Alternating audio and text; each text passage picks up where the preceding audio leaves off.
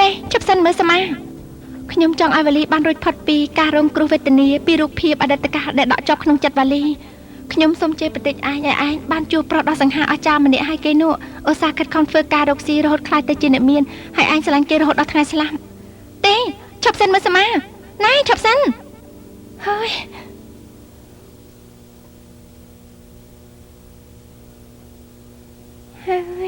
ស្មាហេតុអី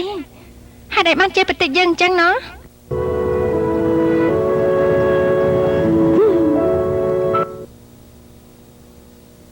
នាងសមា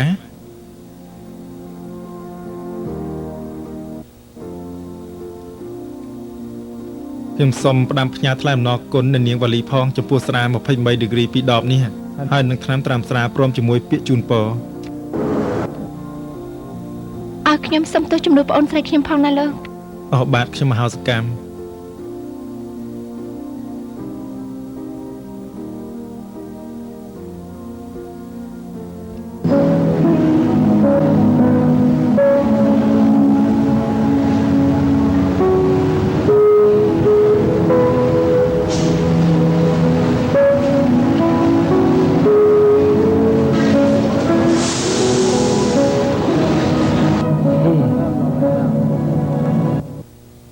សូមឲ្យជាបើសមួយនេះទៅចោ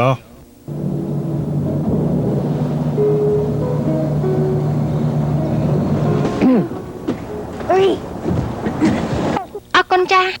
សួស្តីបាទអេនាងចិនណៃណាអញ្ចេះនេះលេខតែកន្លះម៉ោងតាการรอคอยที่นานแสนนานรักฉันจะมีต่อไป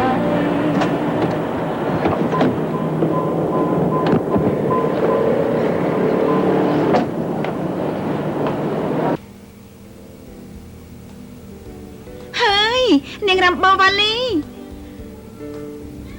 ណៃហើយយ៉ាងម៉េចនឹងអ្នកគ្នាស្មានតែបើតែឯងជិះនោះវាធ្លាក់ជ្រុះបាត់ទៅហើយមកយឺតដល់ទៅកន្លះម៉ោងអូនាងស្រីហើយនាងស្រីគ្រាន់តែមកជួបមុខគ្នាស្រាប់តែមាត់ខូចតែម្ដងណាណែព្រោះអីអ្នកដំណើរនៅក្នុងបឹសនោះស្រាប់តែគេឈឺយ៉ាងតន់ហន់បានជាបឹសនោះត្រូវតែចតនៅឯមន្ទីរពេទ្យសមិទ្ធខ្ទង់ប្រហែល15នាទីណាដឹងទេ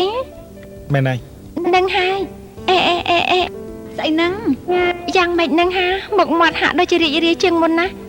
មានកូនប្រហែលអ្នកហើយអើយឈួតហើយនេះខ្ញុំទៅរៀបការមកមួយឆ្នាំប៉ុណ្ណោះចេះសួរតើការថាមានកូនប្រហែលអ្នកនេះបើសិនណាជាមានកូនប្រហែលជាពោះធំរៀបការទៅហើយអះណាទៅដឹងនោះហើយនេះជាអ្នកណាគេនេះហ៎គេឈ្មោះវឌ្ឍនាជាជាងថតរូបអ្នកធ្វើការជាមួយគ្នាពី3ឆ្នាំមកហើយណាបាទមែនហើយធ្វើការជាមួយបងវ៉ាលីពី3ឆ្នាំហើយហេតុអីបាននៅរស់កើតអ្នកកំឡោះណែឲ្យខ្លាចចិត្តខ្ញុំផងណាកុំនិយាយខ្ញុំក៏ឆ្ងល់ដែរព្រោះតាំងពីធ្វើការជាមួយនឹងបងវ៉ាលីមកខ្ញុំវិតែតាមគាត់ចូលទៅក្នុងគុកពីបទមើងងាយប្រភពដំណឹង5ដងហើយនៅតាមទីកន្លែងផ្សេង4ដងទៀតហើយនៅមានទៀតដែលជិះម៉ូតូដូចជាមួយបងឲ្យវិតែដួលបែកក៏បានហើយថែមទាំងណែប៉ណ្ណឹងបានហើយប៉ណ្ណឹងចាណាបានហើយវឌ្ឍនាចេះនិយាយឲ្យច្រាត់ទៅកើតដែរណ៎ណែនាងលីនេះល្អហើយដែលគ្រាន់តែវិលអ្នកដឹងទេកាលនាងរ៉ាំបូនេះនៅមហាវិទ្យាល័យលេងចង់បិណ្ឌសម្ពុតហើយទាត់មាត់កូនប្រុសលោកវិបាកខេត្តថ្នាក់ដល់សន្លប់នៅនឹងកន្លែងបងក៏នៅទីនោះដែរប៉ារបបបងខំរត់ការជួយសឹងស្លាប់ខែលោកវិបាកខេត្តរករឿងហើយឥឡូវនេះគ្រាន់តែប៉ាបងលើឈ្មោះថាសិលាវ៉ាលីអូហូសឹងតែក្រុនចាញ់ទៅហើយអូហូនេះប៉ាឯងខ្លាចខ្ញុំណាស់ទៅហ៎ណែហើយនេះប្រកប្រាច់សាច់ដល់ណាទៀតហាចាទាំងនោះទៅលោកទៅឡើងបាទតោះទៅណាអូយរយជើងណានេះនាងចិនមិនជួយកាន់អីទេហាមុនណាដល់ឡានហើយណែចិត្តដល់ឡានគ្រាន់តែមានទឹកចិត្តបន្តិចមិនបានទេហ៎ណែអង្គុយទាំងក្រោយទៅណាមើលសម្ភារអីផងណាអត់បង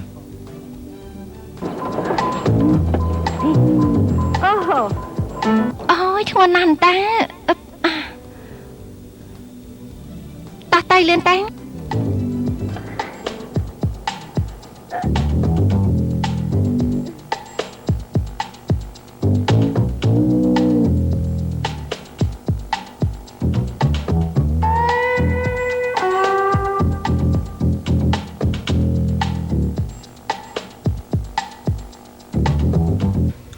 នឹងមកហើយសែម ហាបាទលោកសមាហើយក្មួយវ៉ាលីនោះស្រស់ស្អាតណាស់ស្អាតនេះស្អាតជាងនៅក្នុងរូបថតដែលអ្នកស៊ើបថតយកមកឲ្យមើល10 20 ដងទៅទៀតឯណោះ ហើយនេះសែមដឹងទេថាវ៉ាលីគេបញ្ចុះព័ត៌មានពីរឿងបាកាស៊ីណូឬក៏បណ្ដាលេងផ្ទាល់ខ្លួនទេនឹងមកជាមួយនរណា តាមដែលខ្ញុំឃើញគឺមានយកសម្ភារសម្ភារៈមកជាមួយផងគឺមកធ្វើការនឹងណាលោកតែមិនដឹងថាតើវិទ្យាតននឹងកាស៊ីណូឬទេក៏មិនដឹងបាទមកពីអ្នកប៉ុន្តែម្នាក់ទៀតមើលទៅលក្ខណៈដូចជាជាងថតរូបណាបាទ ហើយមាននរណាទៅទទួលនាងទេ អូបាទមានអ្នកស្រីជីវរាកូនស្រីលោកចិត្តទៀតបាទ គេស្គាល់គ្នាដែរ អូយមើលទៅដូចជាមិត្តភក្តិចិត្តដិតគ្នាណាស់បាទ ជាមិត្តភក្តិចិត្តដិតជាមួយនាងចិនវរាខ្ញុំនឹងមកអាចស្មានដឹងហើយនាងវ៉ាលីមកយកព័ត៌មាននៅកាស៊ីណូដោយការទាក់ទងតាមរយៈមិត្តភក្តិគឺនាងចិនហើយឲ្យនាងចិននាំមករកខ្ញុំប្រកាសជាក្នុងថ្ងៃជប់លៀងខួបកំណើតរបស់លោកចិនទីប៉ារបស់នាងចិនស្អែកនេះ ខ្ញុំហាក់ដូចត្រេកអរណាស់លោកសមាដែលលោកនៅនាងវ៉ាលីបានជួបគ្នាហើយនេះលោកសមាចង់ឲ្យខ្ញុំធ្វើយ៉ាងម៉េចតទៀតនេះនាងវ៉ាលីប្រហែលជាស្នាក់នៅស្ថាគារអ្នកស្រីជីនហើយ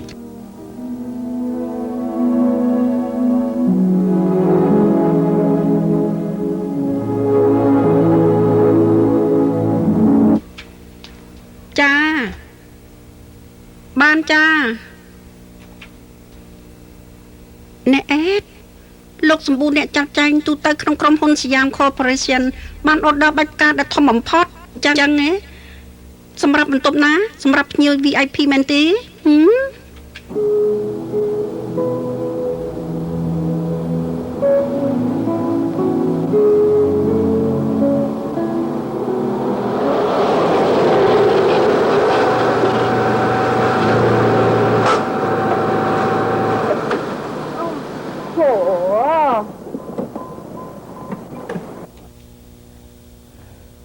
យ៉ាងមិនដែរវាគួរឲ្យចង់ស្នាក់ទេ អូហូនេះនៅតាមខេត្តក្រៅក៏មានស្ថាគារល្អៗដែរបង ច្បាស់ហើយ ចាត់ចែងយកអីវាយវ៉ាន់ឡើងផងណា បាទ យ៉ាងមិនដែរចូលចិត្តទី ថៃក៏មិនចូលចិត្តធាតុអាកាសដូចជាល្អដល់ហើយ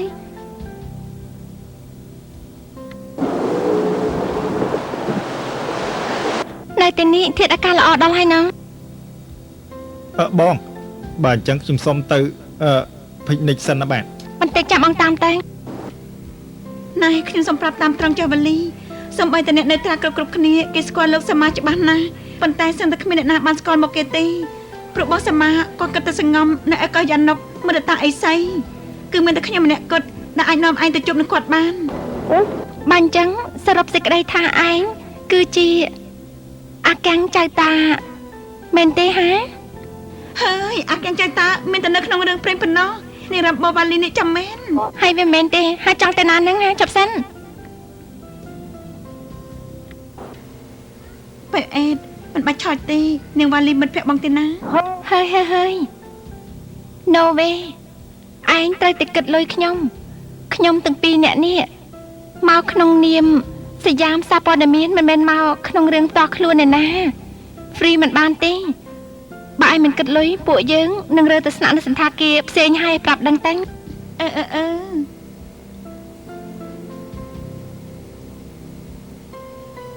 ហត់នេះ អរគុណបាទអញ្ចឹងចាំជួបគ្នាណាបង អូខេ តើទៅ សន្តាគារឯងធំណាស់តាណែនាងចិនចាំខ្ញុំមករឿងផ្ទាល់ខ្លួនម្នាក់ឯងដែលមិនបាននាំជាងថតរូបមកជាមួយឬក៏មិនបានមកក្នុងនាមសយាមសារព័ត៌មាន